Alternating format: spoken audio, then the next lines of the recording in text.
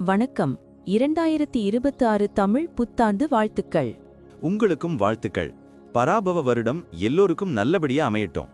ஜோதிடம் பத்தி உங்களுக்கு என்ன தெரியும்? இது ஒரு பழங்கால அறிவியல்னு சொல்றாங்களே, அது உண்மையா? ஆமா, ஜோதிடம்ங்கிறது கோள்கள் நட்சத்திரங்களோட நிலைய வச்சு நம்மளோட எதிர்காலம், குணம், வாய்ப்புகள் இதையெல்லாம் கணிக்கிற ஒரு முறை. உலகத்துல பல கலாச்சாரங்கள்ல ஆயிரக்கணக்கான வருஷங்களா இதை பின்பற்றி வர்றாங்க. அப்போ வேத ஜோதிடம்னு ஒன்னு இருக்கே, அதுக்கும் இதுக்கும் என்ன சம்பந்தம்? வேத ஜோதிடம், அதாவது இந்திய ஜோதிடம், சந்திரன், நட்சத்திரங்கள், கோள்களோட சஞ்சாரம் இதையெல்லாம் முக்கியமா எடுத்துக்குது. ஒவ்வொரு ராசி லக்னம், கிரக அமைப்பும் ஒருத்தரோட வாழ்க்கையில பலவிதமான தாக்கங்களை ஏற்படுத்தும். இது எல்லாமே அவங்கவங்க ஜாதகத்தை பொறுத்து அமையும். சரி, 2026 தமிழ் புத்தாண்டு, அதாவது பராபவ வருஷத்துல கிரக நிலைகள் எப்படி இருக்கும்? இதனால நமக்கு என்ன மாதிரி பலன்கள் கிடைக்கும்? அதை தான் இப்போ நம்ம பார்க்க போறோம். இந்த பராபவ வருஷத்துல 12 ராசிக்காரர்களுக்கும் என்னென்ன சிறப்பு பலன்கள் இருக்குன்னு ஜோதிட ரீதியா நம்ம பார்க்கலாம்.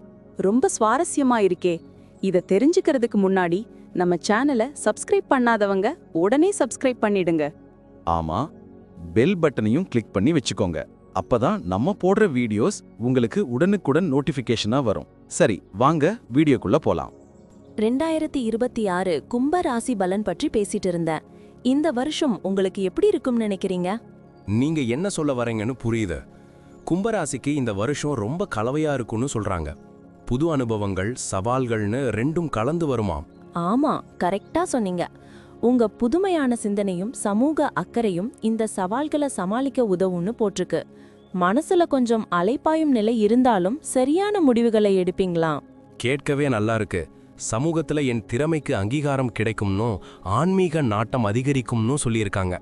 புது வாய்ப்புகளையும் பயன்படுத்திக்கணும்னு தோணுது. குடும்ப வாழ்க்கையை பத்தி என்ன சொல்றாங்க? கொஞ்சம் கவனம் தேவைன்னு நினைக்கிறேன். ஆமா, ஜூன் மாசத்துக்கு அப்புறம் குரு பகவான் 6ஆம் இடத்துக்கு பயிற்சி அடைகிறதால செலவுகள் அதிகமாகுமாம். குடும்ப உறுப்பினர்களுக்குள்ள கருத்து வேறுபாடுகள் வரலாம்னு சொல்லியிருக்காங்க. பொறுமையா கையாளணும்னு இருக்கு.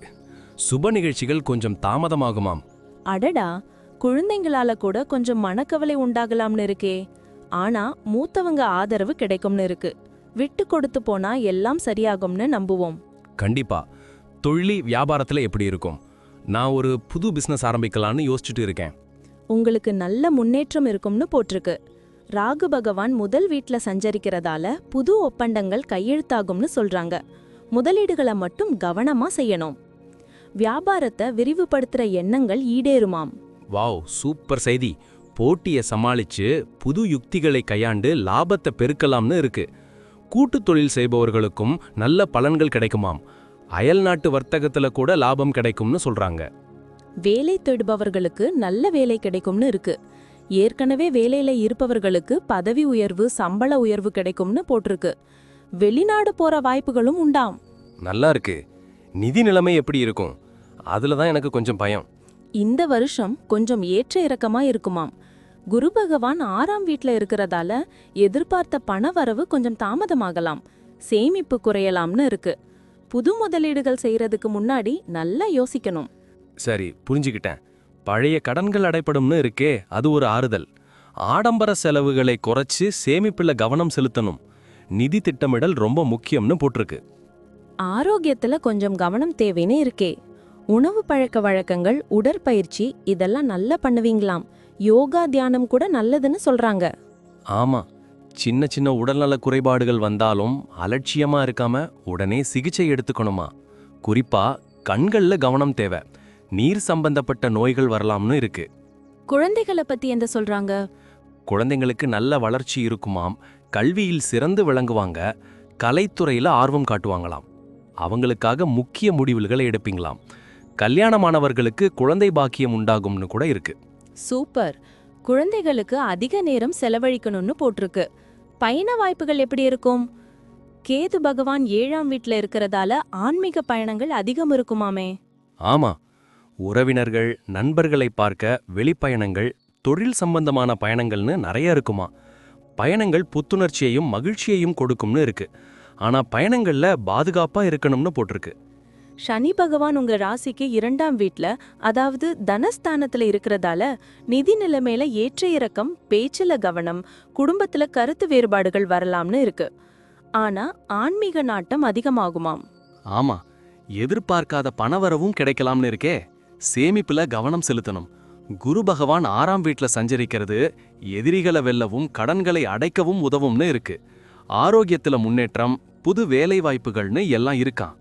ராகு பகவான் முதல் வீட்ல இருக்கிறதால உடல் ஆரோக்கியத்துல கவனம், மனதில் குழப்பங்கள் வரலாம்னு சொல்றாங்க. ஆன்மீக நாட்டம் அதிகரிக்கும்னு சொல்றாங்க. கேது பகவான் 7ஆம் வீட்ல இருக்கிறதால திருமண வாழ்வில் சில மாற்றங்கள், கூட்டுத் தொழில்ல கவனம் தேவைன்னு இருக்கு. ஓவராலா பார்த்தா இந்த 2026 வருஷம் கும்பராசிக்காரங்களுக்கு ஒரு கலவையான ஆண்டா தான் இருக்கும்னு தோணுது. புது வாய்ப்புகளையும் சவால்களையும் சந்திக்க தயாரா இருக்கணும். பொறுமையா செயல்பட்டா எதிர்காலம் பிரகாசமா இருக்கும்னு சொல்லியிருக்காங்க. ஆமா, கரெக்டா சொன்னீங்க. இந்த வருஷம் உங்களுக்கு நல்ல அனுபவங்களை தேடித்தரும். எல்லா துறைகளிலும் முன்னேற்றம் காண முயற்சி தேவை. சரி, எனக்கு இந்த ராசி பலன் ஒரு நல்ல வழிகாட்டியா இருக்கும்னு நம்புறேன். ரொம்ப நன்றி. இவ்வளவு நேரம் நம்ம பார்த்த இந்த பலன்கள்லாம் பொதுவானவை மட்டும்தான். ஆமாங்க, உங்களுடைய தனிப்பட்ட ஜாதகத்தை பொறுத்து சில விஷயங்கள்ல மாற்றங்கள் இருக்கலாம்.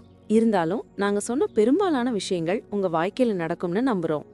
இந்த வீடியோ உங்களுக்கு பிடிச்சிருந்தா மறக்காம லைக் பண்ணுங்க, உங்க நண்பர்களோட ஷேர் பண்ணுங்க, அப்புறம் நம்ம சேனலை சப்ஸ்கிரைப் பண்ணுங்க.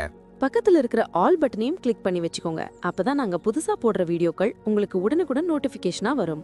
உங்களுடைய எதிர்கால வெற்றிக்கு எங்களுடைய மனமார்ந்த வாழ்த்துக்கள். நம்பி வாழ்க வளமுடன்.